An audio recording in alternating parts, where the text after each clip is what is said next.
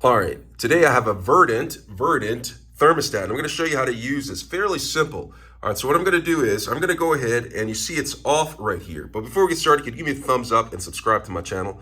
I'll appreciate it tremendously. So it is currently off. Now to turn it on, I just simply come up to this right here and press it on right here, and it is on. It says heat and cooler applied, so I can just go ahead and adjust it, set the temperature right there.